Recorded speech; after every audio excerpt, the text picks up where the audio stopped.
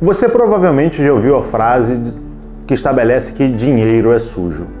Bem, isso é verdade, mas ao mesmo tempo isso não é tão correto assim.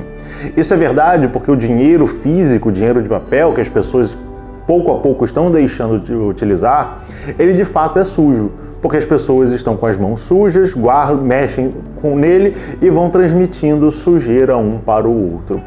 Mas do ponto de vista prático, o dinheiro não necessariamente é uma coisa suja.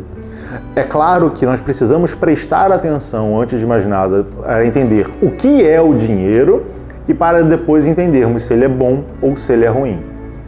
Inicialmente, podemos entender que dinheiro ele é um intermediário. Ele é algo que vai nos auxiliar num processo de troca.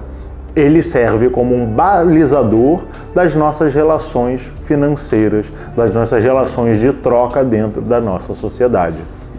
Ele, assim, facilita as nossas trocas. Se eu estou precisando de uma camisa, eu não preciso necessariamente vender horas de aula para ganhar essa camisa.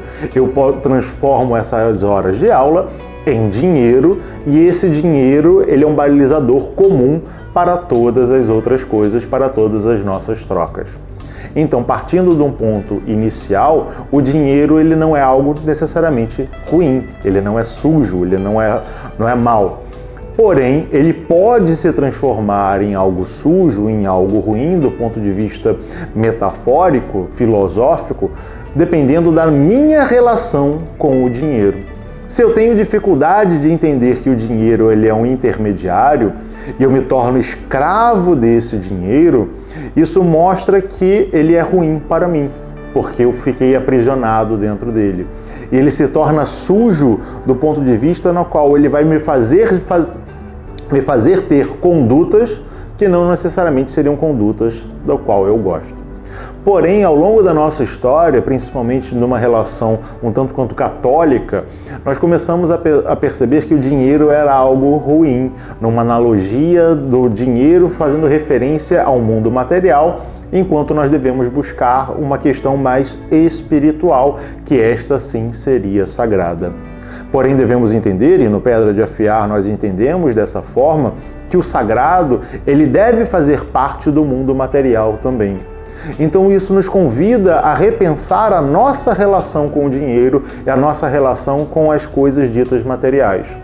Novamente, isso não significa que nós devemos nos tornar escravos dessas coisas.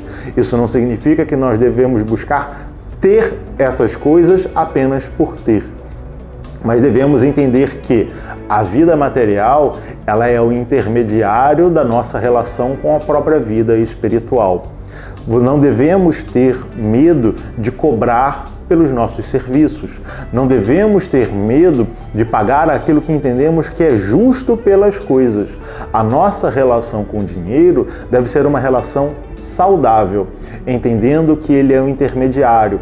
Assim como todas as outras coisas que ele nos proporciona, também são intermediários, mas não o objetivo em si. Quando nos relacionamos com o dinheiro pensando que ele é um fim em si mesmo, assim como nos relacionamos com coisas materiais pensando que elas são fins em si mesmos, nós nos tornamos escravos dessas coisas. Mas quando entendemos que elas são intermediários, tal qual o dinheiro, para algo que seja sagrado, para a nossa transformação, começamos a repensar a nossa relação, tanto com o dinheiro quanto com as questões ditas materiais. Entendendo que não tem problema ter dinheiro, não temos problema de ter coisas, desde que o nosso objetivo não seja apenas ter coisas, mas que possamos entender que essas coisas vão nos auxiliar em nossa jornada, na medida do que nos cabe, nem mais nem menos. Aí fica a reflexão para cada um de nós entendermos as nossas condições e verificarmos o que nos cabe e o que não nos cabe.